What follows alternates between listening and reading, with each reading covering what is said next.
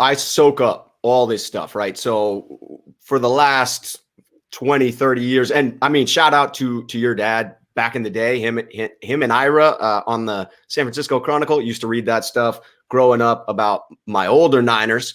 For those younger listeners that don't know, they were the men back then. But now we've got a new breed of beat reporters and journalists, and you're on that list. But man, I love me some Matt Mayoko and Matt Barrows. But what's your favorite beat writer story? Because I know that back in the day, you guys used to be able to kind of hang out and kick it through these OTAs. Well, this is a beat writer story, but it's an Eric Branch story because he's very funny too. Yeah. He's very funny too. So here's the thing, Eric, like everyone has their own thing on the beat. And Eric is excellent. He's an excellent writer, but he's really, really good at profiles. Who is this guy?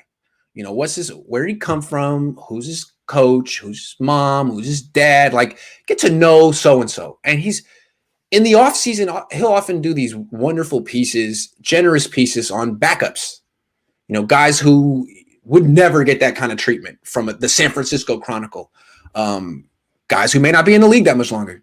So early on, I think this was the first year, 2011, maybe 2012, I forget. There was a wide receiver on the team named Charlie Martin. And Trent Baalke thought he was good. Eric Branch thought there was a segment of the beat writer core that thought he was good. I don't know why.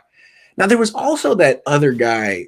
He was a white wide receiver. There was another white wide receiver that the Niners had that ended up being good. He went to the Patriots and he wasn't Edelman, but he was the other white guy next to, I forget his name. But anyway, he was in the Niners camp and we all missed him. He ended up being good and played a bunch of years with the Patriots. I forget the dude's name. Anyway. Yeah, I know who you're talking about, but the name escapes me. It's not Charlie Martin. Anyway. So Eric goes up to Charlie Martin and does a Charlie Martin interview, like, you know, the Charlie Martin behind the Charlie Martin. There's never been a more in-depth Charlie Martin piece ever. And so he interviews him on like the 5th of August, I want to say. The story comes out on the 6th, the morning of. And then that afternoon, the Niners cut him. It was just legendary. And so now, like we always say when we see Eric Branch interviewing like a third string guy or a guy who's probably not going to make the team, we're always like, oh, it's a kiss of death. Don't interview him, man. Don't do it. It's a kiss of death. He's going to be cut tomorrow. It's the Charlie Martin curse. It's the Charlie Martin curse, man. Oh, yeah. Oh, Eric, it's brutal. The day of got cut. It's like, ooh. Tried to tell you, man. I don't know why. I don't know why this Charlie Martin got hyped, but no, it wasn't Brett Swain, man. Hold on. Let me see, like 2017 Patriots stats. I want to know who this guy was because he was definitely in the Niners training camp, and we all missed him. It's right there. Yeah, it is, right? Hold on. Eric. Chris Hogan.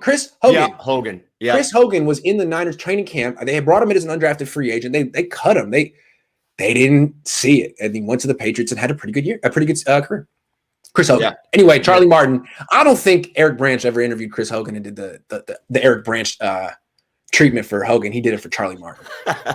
Well, that's why Hogan went on to have a successful career. Exactly. He didn't get jinxed by Eric Branch. Eric, if you're watching, I love you. And I'm sure that's the only time that you curse someone like that. That was the beginning. That was 10 years ago. Yeah, we were just kidding. Yeah.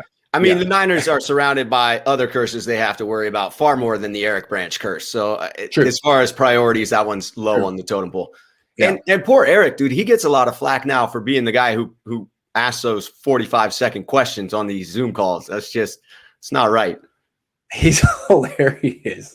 He's the guy on the beat that makes everyone laugh. Good. Constantly. Good. Yeah. I like him.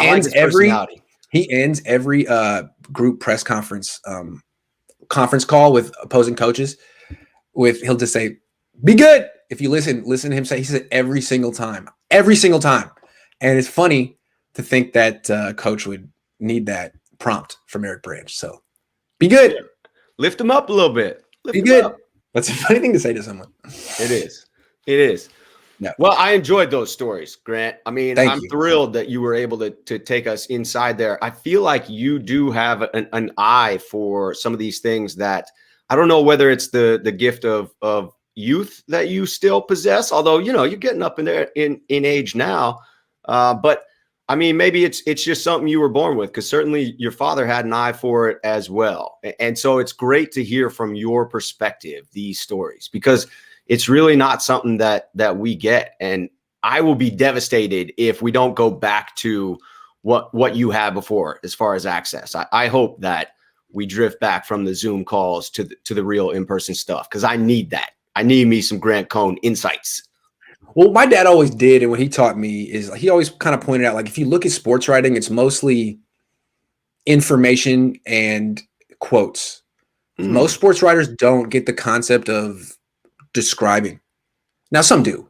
The best ones do. But a lot of times it's quotes and information, and you can differentiate yourself by describing, take the reader there. They want to be at camp. They don't want a summary. They want a picture. And I could do that. I was an English major at UCLA, and he always taught me, like, you're trying to take as much raw data in as possible. And it's not just who threw to who caught what, but it's everything. Take as much in as possible. Yeah. Well, and you do a great job of incorporating I don't know if it's intentionally a gonzo style of journalism like Hunter S. Thompson, but you do a great job of infusing yourself as a character within that, right? To make yourself. I got that totally from my dad. He's been doing that since 1979. But thank you. Back in the day. It's something I wanted to do when I was 23, but I hadn't earned it. It's something I've only been able to do recently because now I got 10 years in the game. Yeah. You put in the work, man. You put in the work. Yeah. Well, thank you. Got you to where you're at. All right. That's enough about me. I appreciate it, though. This was a lot of fun. Let's talk Niners.